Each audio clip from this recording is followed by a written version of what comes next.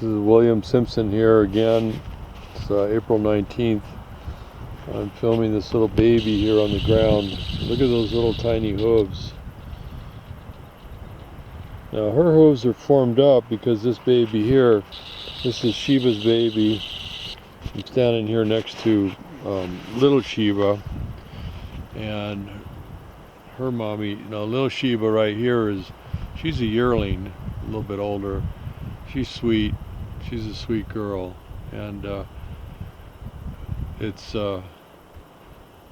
really neat being with these horses. It's hard to explain it, but there's a certain energy that they give off, and you know, when you're around them enough and you're out of the RF smog of the city, your body kind of opens up for other.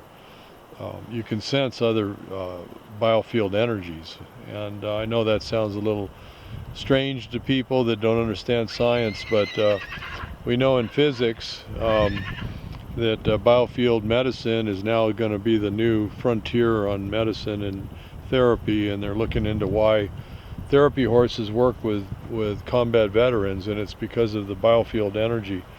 If we hook up wires to her heart and her head, we would get electricity, just like a human in the hospital. They put wires on your brain, on your head and your chest. They're measuring electricity.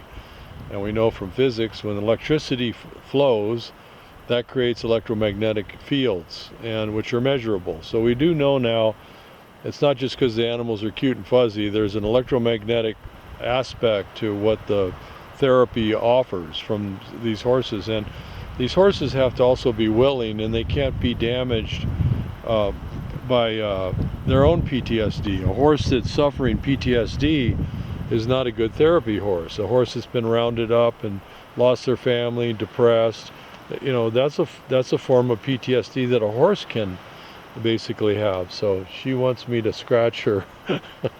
That's funny. Yeah, you want attention, don't you? Yeah, you want to have attention. They're very social, and a cute little filly here on the ground. There's the big proud mommy. There's Sheba. Now this, normally you should never get this close to a mare and her baby either. That's come on, little Sheba, you can't bump the camera. I know you think this is an interesting device.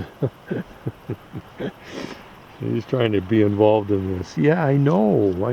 I'm trying to zoom in on the baby. And normally you can't get this close, but see, Sheba knows me and trusts me, so I'm allowed to be this close.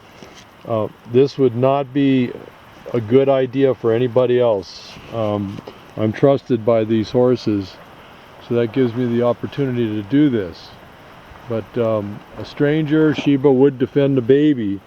Now, she'd probably make the baby run away with her. That would be first line of defense. But if she was trapped, this baby would be protected by the mommy. The mare would protect her. So, as would the stallion, who's right here. Here's Jonah, and so the baby just got up. See, Jonah wants to move him because the rest of the family's moving away.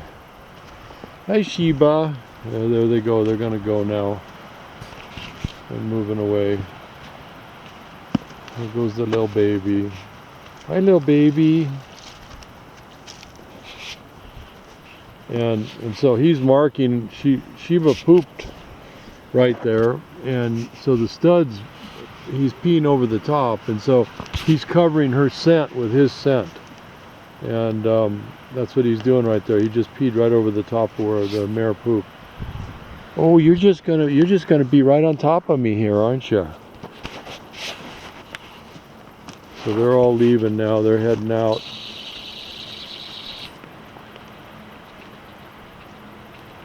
So they rested under the trees for a while, and now this family is moving. They're on the move.